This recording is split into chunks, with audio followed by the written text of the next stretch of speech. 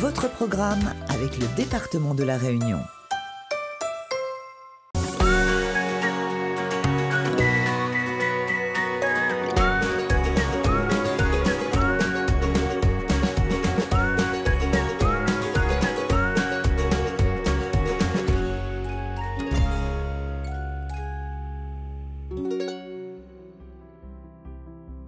La PMI, c'est les centres de protection maternelle et infantile. C'est les centres de consultation plutôt dédiés à la santé de la maman, les femmes enceintes. À la PMI, lors des consultations pour les jeunes enfants, on a intégré la prévention des écrans comme toutes les autres préventions, sommeil, alimentation. Donc on en parle systématiquement en expliquant les risques.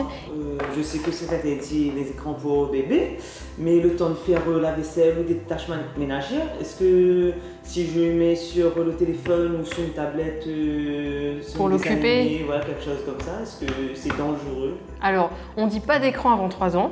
Alors depuis maintenant plusieurs années, encore plus depuis le Covid, l'utilisation des écrans à la maison s'est vraiment banalisée de plus en plus et ça crée des problèmes pour les apprentissages des enfants, ça peut créer des tensions à la maison et puis finalement des difficultés dans la scolarité des enfants.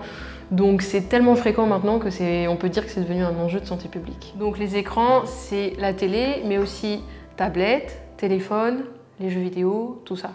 Et donc pas d'écran avant 3 ans, c'est vraiment 0 écran. Même quand la télé elle tourne à côté, c'est pas bon pour les enfants, pour leur attention, pour le développement de leur cerveau.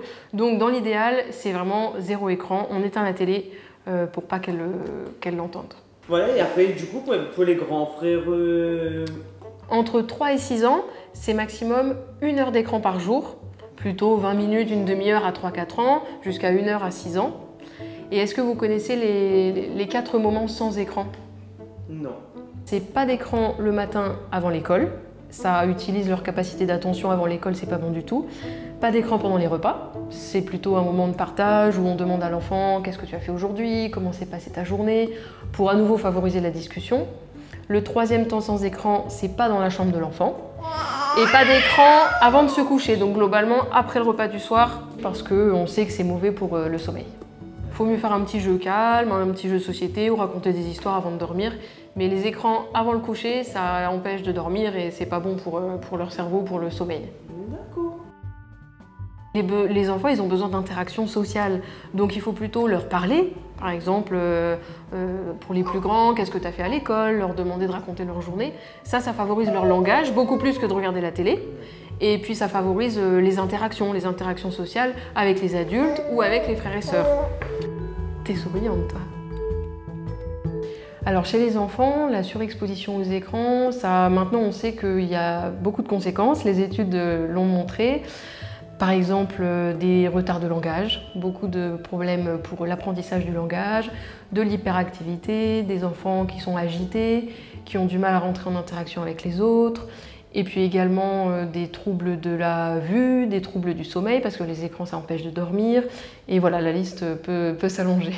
Pareil, la télé, c'est pas bon pour l'attention, ça peut faire de l'hyperactivité, de l'agitation, ils ont moins de patience, moins d'attention.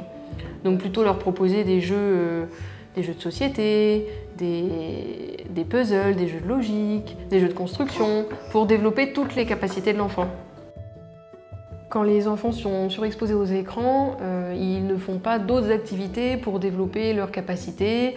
Par exemple, la motricité globale en faisant du vélo, la motricité fine en faisant des jeux avec des petites perles ou des choses comme ça, les interactions sociales avec les autres enfants, ils sont devant l'écran mais ils ne sont pas en interaction avec les autres. Et ça, on sait que c'est mauvais pour leur développement.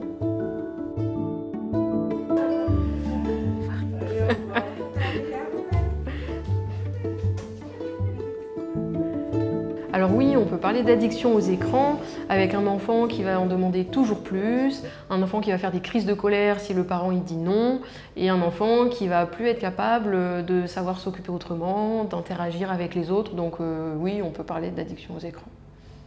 Régulièrement à la PMI, on voit des enfants de 2, 3 ans, 4 ans qui ont des gros retards de langage, ils ne parlent pas, ils ont du mal à rentrer en interaction avec les autres. Et souvent, ils sont surexposés aux écrans. À ce moment-là, on demande aux parents de diminuer drastiquement la durée d'écran par jour ou même un arrêt total. Et c'est assez magique, au bout de quelques semaines, les parents peuvent déjà voir des effets avec un enfant plus calme, moins agité, qui peut se concentrer plus longtemps, qui a une amélioration au niveau du langage et qui rentre plus facilement en interaction avec les autres. Donc oui, quand on arrête les écrans, vraiment chez les enfants qui ont du mal à parler ou qui sont agités, on voit une différence significative, parfois au bout de 2-3 semaines sans écran. Alors pour que l'utilisation des écrans se passe bien et que ce soit serein à la maison, il est important d'établir des règles avec les enfants et de les respecter. Donc en pratique, il faut définir un temps d'écran à l'avance, prévenir l'enfant que ce temps d'écran sera d'une certaine durée et puis surtout respecter ce qu'on a dit. Bien sûr, on ne laisse pas la télécommande de la télé à l'enfant, c'est l'adulte qui décide.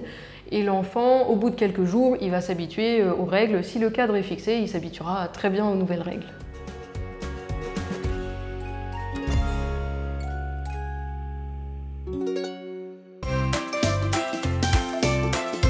Votre programme avec le département de la Réunion.